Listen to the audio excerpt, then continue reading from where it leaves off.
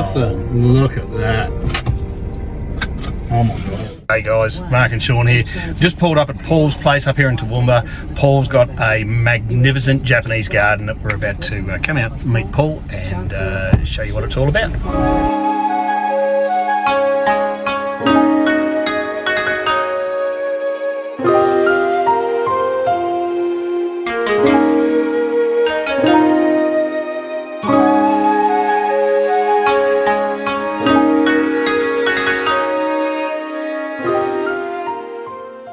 Paul Grundy of up here in Toowoomba. Paul's going to give us a bit of a tour of his magnificent Japanese-inspired garden that he's built up here. Thanks, Mark. So tell us a bit about what inspired you to... Yeah, look, we shifted here about 12 years ago. Always been a keen gardener. I sort of was keen to have a garden that I would always have a challenge. So there's trees in this garden. I've always kind of been interested in bonsai.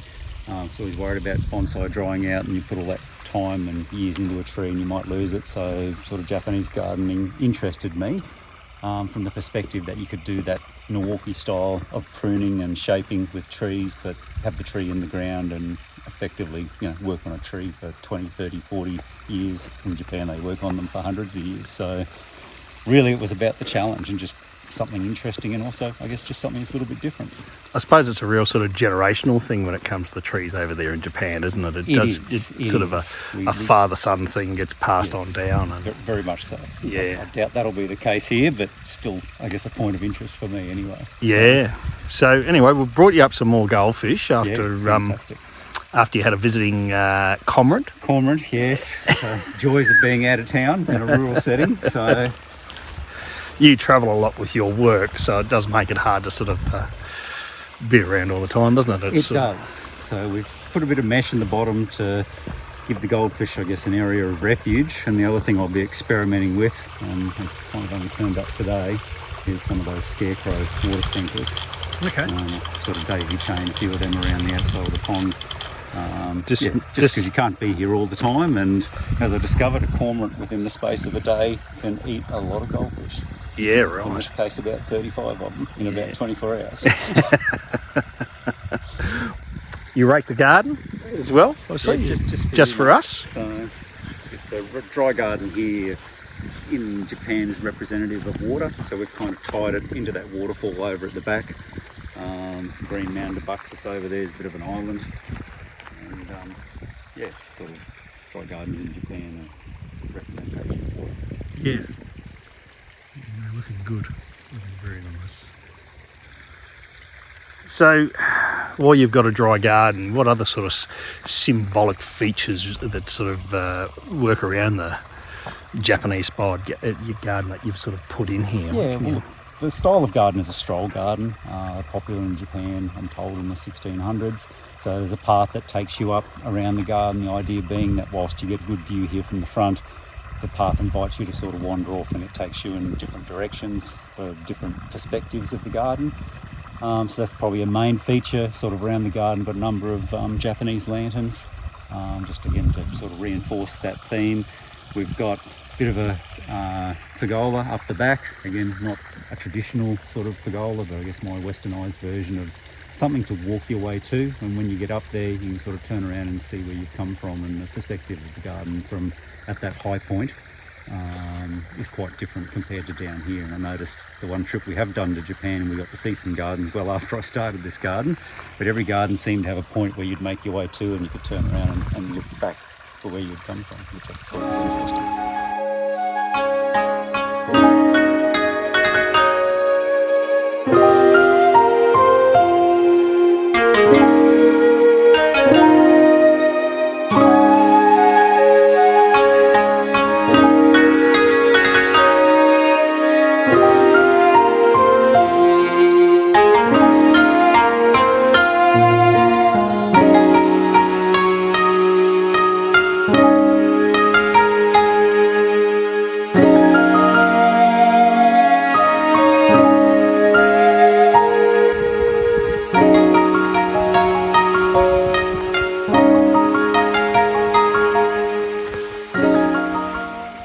So you built this pond yourself. Yes. Yep.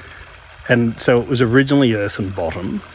Yeah, that's correct. So Yeah. this was just a low-lying area in our yard. So water from, I guess, the yard, our rainwater tanks, sort of flowed through this area. And look, I've got a tractor with a bucket, so I dug a hole, used aqua plug, so polyacrylamide product. That sort of worked reasonably well. Like, you'd certainly see a big difference in seepage losses after the addition of that product, but it's not perfect. And I guess during the drought in particular, where we didn't really have any rainwater runoff out of the tanks, this pond spent more time dry than it did full, and decided to bite the bullet, put a liner in it about 2 years ago. And look, that's been fantastic from a water saving point of view. But again, I just lined the hole that was here. Didn't put a lot of thought into it because it's just always been a sort of pond that filled up and drained, and then had all sorts of problems with hair algae. So back to the drawing board, built a wetland filter behind the pond. There was a willow tree there, but it had to go to make way for that. And look, that's been running now for about 3 months. Yep. Now, which is great. Yeah, exactly. And that's the thing, I suppose. It's like any pond. It's a bit like owning a new puppy. You're getting a new puppy. Yes. You know, that those first few years they drive you around the twist and chew your good shoes and all the rest of it, and all you want to do is kick them out the door. Pretty much. But hopefully after about 3 years you've not only got a decent animal, but your pond's doing well as well. Doing good as well. So yeah. All right, so you've been building this for quite some time, haven't you? Look, the garden's 11 years old now. Yep. So it's been a while. When we started here, we pushed a lot of dirt around this site to sort of make a flat area, and kind of had a bit of a hole left when we were finished. So I trucked in a lot of Toowoomba red soil. We're outside of Toowoomba on black soil, which is challenging for gardening, and also our black soil's alkaline. A lot of the plants I wanted to grow are neutral to acid-loving types of plants. So we bought Toowoomba red soil in. Sort of got into the habit of going into developments and seeing whether they had any red dirt to get rid of if I'd come and pick it up, which I did. And that enabled us to create the structure of the garden, put the mounds in, but importantly it gives us a soil type which I can grow those Japanese style plants, so the azaleas, black pines, camellias and the likes, that we wouldn't really have been able to do that well on the original black soil that was here. Yeah, okay. Yeah, and the azaleas you've got are a little bit different as well, aren't they? They flower a lot more. They are. Than normal. These are a hardy type of azalea. They're in the autumn range. They've got a hairy leaf, so they tend to be lace bug resistant. But the thing I really like about them is they're quite sun hardy. But they flower. They flower from about Christmas time all the way through until spring. And compared to your traditional azaleas where you generally get a spring bloom, some varieties you might get a short bloom in autumn as well. But these have generally got spot flowers on them for most of the year. So yeah, I'm going to have to rip mine out and change mine over now, I think. You convinced me. That's good. And they've been relatively bomb-proof. You can see the bit of yellowing in some varieties. That's our bore water. Yeah, okay. Our bore water's alkaline, so it's a bit of a tug-of-war between soil and bore water. Yep. But I just periodically treat with foliar fertiliser to give us a form of iron deficiency and manganese. Yeah. So I just haven't done it for a few months, so it doesn't kill the plants, but they show it through. Yeah. And some varieties, as you can see looking at this mound here, do it more so than others. Yeah. So, which is a curious thing. So yeah, rather interesting. You'd think that'll be pretty consistent because you've got irrigation right throughout here. Yeah. So the garden's irrigated when I need to with drip irrigation. Yep. So again, during the drought, changed all that around just to make use of the water that we're fortunate enough here to have on site. Yep. So. Yeah. All right. And the other thing that last time we were up here and you showed me this juniper. Now I've got a juniper in my front yard that's growing really nicely, and it's prickly and all the rest of it. But the ones you've got growing here are nice and soft. Yeah, I know. Yeah. Two sides. So I think I've got the procumbens, where this one here that you've got.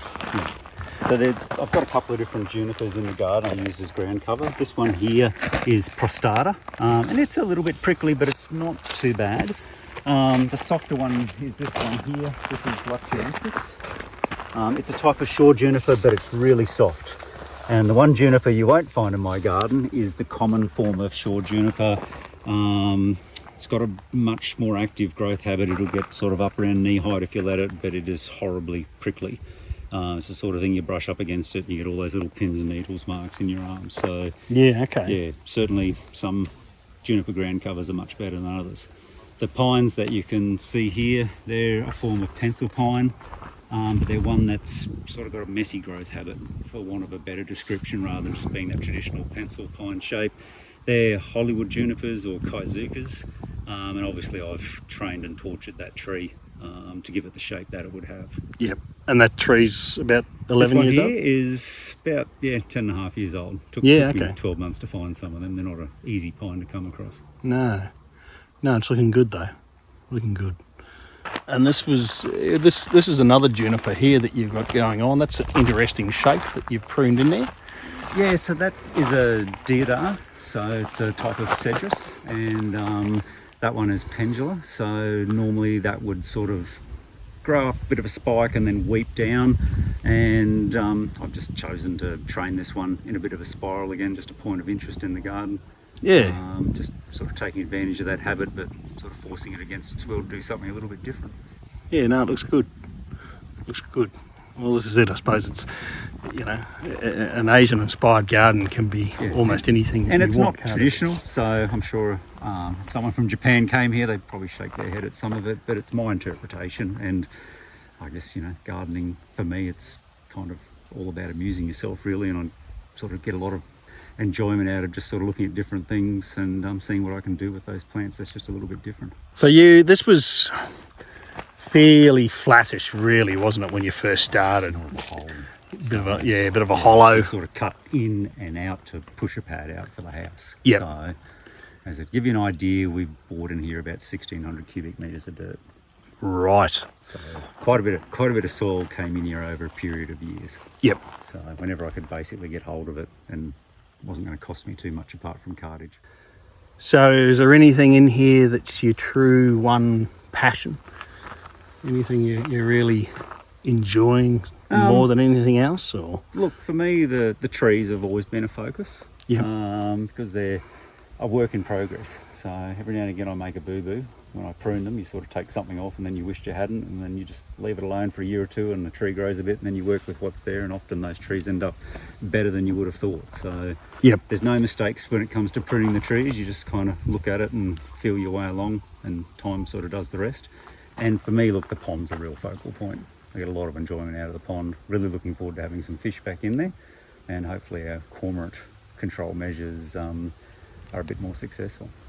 All right, well, we might wander back down over the top of your wetland and go and release some fish. And yep.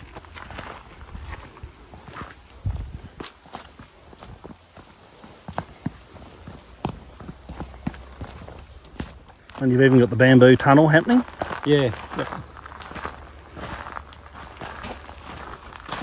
I find bamboo to be a bit of a high maintenance plant. Is that right? Look, I would agree with that. Look, I've got clumpers, and different clumpers are different. This China Gold, it's a bit of work to keep that looking presentable.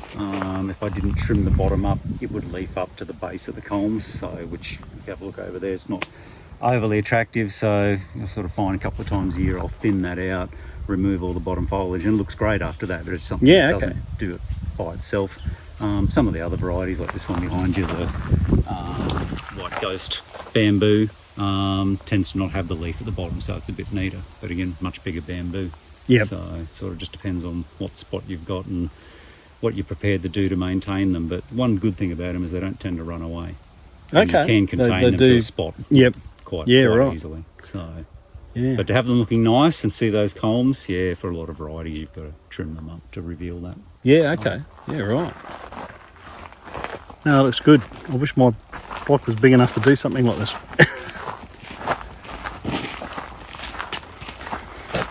So that's a yearly annual thing? Annual sort of generally maintenance? an annual thing. I sort of started on this one. This one's just gotten a bit big, so I'm taming it back the other way because it's getting a bit close to these pines here.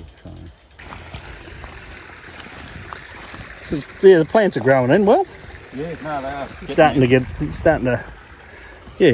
set themselves up, and But yeah, as you say, still a lot of hair algae. Yeah, and it's funny. I've tested the water, and it's just 0 for phosphate and that. But of course it would be, because it gets sucked up by the algae as quick as it's probably. Yeah, you know what I mean? Yep. It's interesting, because I sort of thought, oh, it just must have phosphates or something out of control, and you test it, and it's like, no.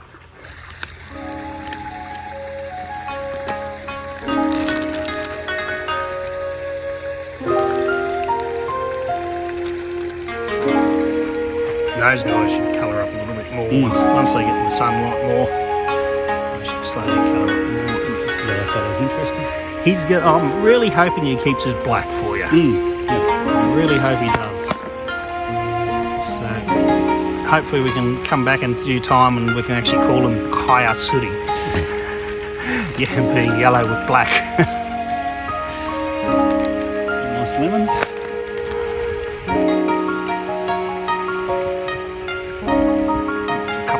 There, 2 girls and 3 boys, I'm thinking.